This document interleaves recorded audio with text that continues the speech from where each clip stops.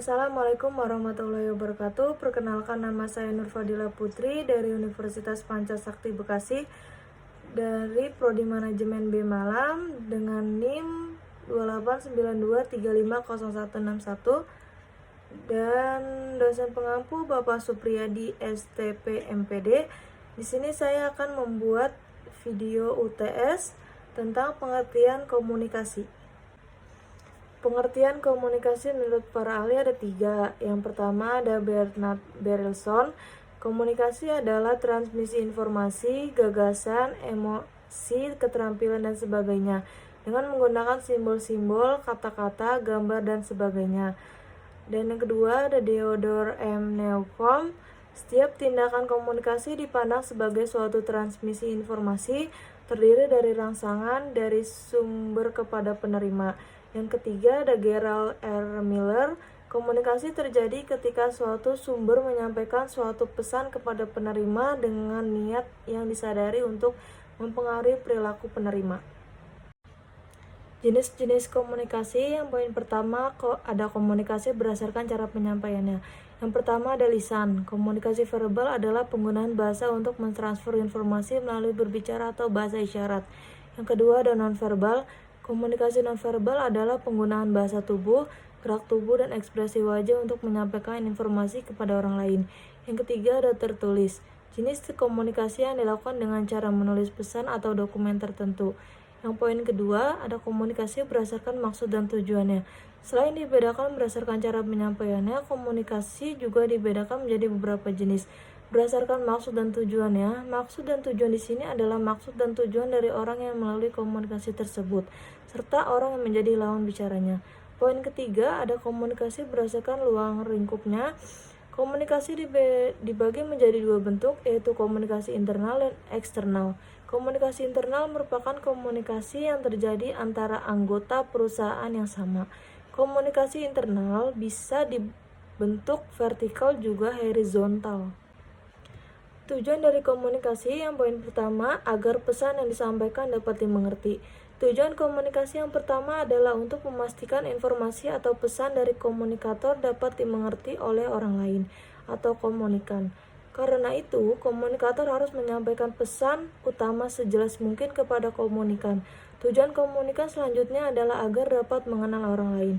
Yang poin kedua, agar dapat dikenal oleh orang lain. Dengan adanya interaksi dari komunikasi, maka setiap orang dapat saling mengenali dan memahami satu sama lain. Kemampuan mendengar atau membaca atau mengartikan pesan orang lain dengan baik menggunakan hal penting dalam aktivitas komunikasi. Yang ketiga, agar diterima oleh orang atau lingkungan. Bukan hanya supaya dikenal oleh orang lain, komunikasi juga dilakukan agar kita bisa diterima oleh orang lain, baik itu keberadaannya maupun gagasan yang kamu sampaikan.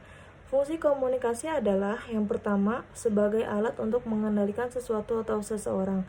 Fungsi komunikasi yang pertama adalah untuk mengendalikan sesuatu atau seseorang agar tidak bersikap keluar jalur. Yang kedua, untuk memotivasi. Menyampaikan informasi yang dapat diraih dalam kehidupan akan membangun motivasi seseorang. Berbagai perasaan yang ada di dalam diri seseorang pun diungkapkan kepada orang lain dengan cara berkomunikasi.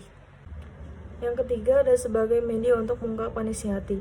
Komunikasi juga bisa berfungsi sebagai alat menyampaikan pesan atau informasi yang mencerminkan perasaan, pikiran, dan emosi seseorang. Dengan komunikasi, seseorang dapat merasa lebih terbuka dan jujur terhadap orang lain, sehingga dapat membangun hubungan yang lebih dekat dan sehat. Selain itu, seseorang juga dapat mengontrol emosi dan perasaannya, sehingga dapat mengelola konflik dan masalah dengan lebih baik. Yang keempat, ada sebagai alat untuk mencari dan memberikan informasi. Komunikasi berfungsi untuk memberikan informasi kepada seseorang atau publik mengenai ide atau pikiran, peristiwa, hingga sesuatu yang disampaikan orang lain.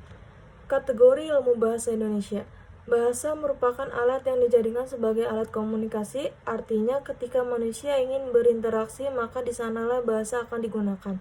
Tentu bahasa tidak langsung ada, namun bahasa dibentuk atau dibuat oleh manusia itu sendiri. Maka dari itu penjelasan bahwa bahasa adalah buatan dari manusia itu sendiri dapat dilihat dari gambar 1. Materi terkait bahasa Indonesia.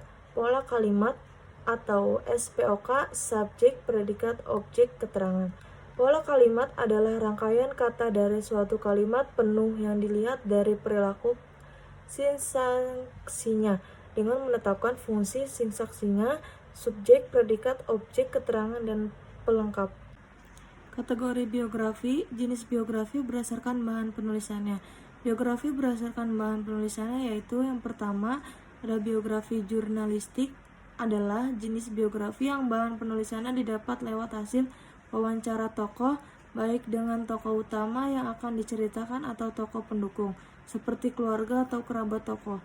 Yang kedua ada biografi politik, adalah jenis biografi yang tema utamanya membahas politik. Dalam pembuatannya, penulis perlu mengumpulkan berbagai tokohnya.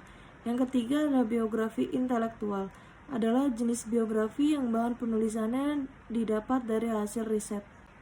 Materi terkait bahasa Indonesia, yang poin pertama ada kata dasar, yang kedua ada kata ulang, yang ketiga ada kata majemuk, yang keempat ada kata serapan, yang kelima ada kata keterangan, yang keenam ada kata sifat, yang ketujuh ada kata sambung, yang kedelapan ada kata ganti. Sekian video presentasi UTS komunikasi saya. Kurang lebihnya mohon maaf. Wassalamualaikum warahmatullahi wabarakatuh.